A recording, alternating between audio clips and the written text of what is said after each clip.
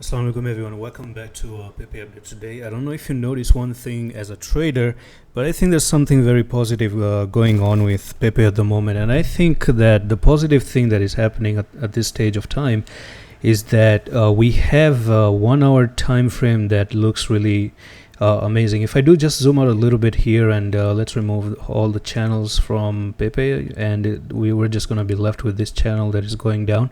You can see that the channel is still maintained. We have some waves going on. This is the first one, probably I don't know, the second one here, the third one, not ABC, not what I was looking for. What am I looking for here? So yeah, 1 2 3 4 5. So we have this 1 2, I think this is a 3, maybe a 4 here, 5 here, and we actually continue. But for some reason it feels like this is not the way it should be. I think the way it should be is that this is going to be 1. Oh, come on, I did that mistake again. Okay, so this is going to be, just wait a second. Yeah, this is going to be 1 2 3. Now wherever this is going to be, maybe we're trying to look for a 4 here and then maybe eventually go for a 5th one all the way to the downside. So this 4, it really depends. We could even actually see PEPE trying to go back up again to the upside and then actually fall down lower. So I'm actually going to tell you why it's going to be like that. Maybe one push up and then drop down instead of actually going down. So I'm going to tell you. You see, on the 1 hour time frame, if I just remove all the drawings to give clarity to this, we're having a double bottom right now, right? We're almost having a double bottom. So after a very small local drop to the downside like this, you're now trying to make a double bottom.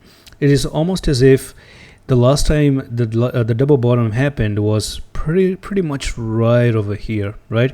You took the stop losses and then you pump up. It seems as if PEPE has this habit of coming down, making double bottom, and then trying to push to the upside. And exactly if it does push higher, we're looking for this higher resistance right over here. So if it actually pumps up, then we could be looking for this move to the upside, and then if it gets rejected in the future, we have the lower support which is coming on, and then eventually it's going to go down, right? So until here it's actually pretty clear. It's not very hard. So if you understand what's going on, just take a second and please do check on DXP. We kind of like have to talk about our sponsors as well. One is DXP, which are going to be the first DEX builder for XRP ledger, and we also have a meme coin of SPX6969. Again, both of them are actually pretty good if you want to buy them. Just a little bit dividing some of your portfolio into these two coins. They could actually jump really big when they get listed on exchanges. We're talking about 4x's, at least 2x's. We're looking at SPX 6969 can even do almost like a 10-50x, which is crazy. And now we're not done, right? We're not done on the 1 hour time frame. What I'm actually going to be looking forward to is the following. We have this almost like a double bottom, but the beauty of what just happened is if I turn on the RSI, do you notice something? I do notice something. So what I notice is that the RSI for some time has been telling a story, and that is the buyers are stepping in. We have a little bit of a move, lower lows here, but the RSI does show a little bit of a higher high, right? So if you go back into time and you try to bring the RSI just like that, so we're going to actually see that it was climbing a little bit to the upside, and this is a bullish divergence. Now of course on the 1 hour time frame, the bullish divergence is not a very strong opinion to take. I don't think it's that much important for you to consider the 1 hour RSI, but whatever it is what it is, and it is a bullish divergence. For some time it actually does play out. For example, if you do go back in time, I think this didn't even have a like bearish divergence. I'm sorry, there was not any bullish divergence, but you still pumped to the upside. It is probably because of the double bottom. Sometime it's just a pattern, or it could even be pure manipulation, whatever reason there was. But this one right here has more solid reason for actually pumping to the upside. Now let's say you go down and you take 943, then chances are this double bottom is going to get invalidated. So it's a little bit of a chance right now that we have. If we just drop this lower trend line, if you take 943, then you can actually expect a little bit of a more move to the downside, which is 834.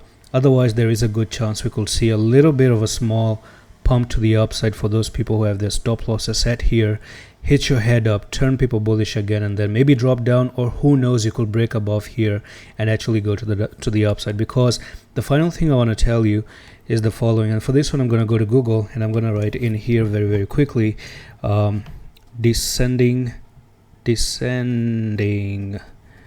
broadening wedge. Oh my goodness, not Brodsky. What is Brodsky, man? Descending broadening wedge. All right. Okay. My browser is pretty stupid. So this is descending broadening wedge that could be printed right now on the 1 hour time frame. And funny enough is that Bonk has a falling wedge, so both of them on the 1 hour, they sort of have this bullish pattern. And if you come up here and you break above, right, you're gonna go all the way to 1277. Now let's say you don't do that. Let's say you drop down from here, or let's even say you go up to that resistance and then drop down. At least you do know that this whole pattern is bullish. This whole pattern is a descending broadening wedge. So this is how it looks like, right? Prices, where did you go, man? I'm telling you, pretty much everything in my life nowadays is stupid. So price making lower highs and lower lows, trend lines connecting the highs, whatever. You can read about all these things, but I've just told you that they go down.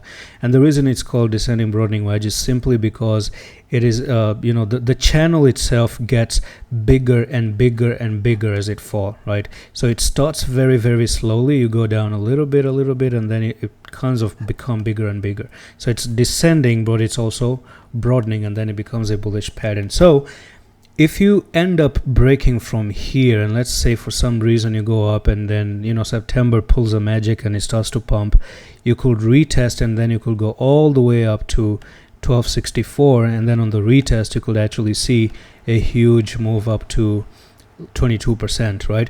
So be ready, be prepared for any particular, but I would actually say this: focus on this 1 hour time frame. It could be money. Right now we do have a little bit of a double bottom and somewhat a chance to just see PEPE exploding up.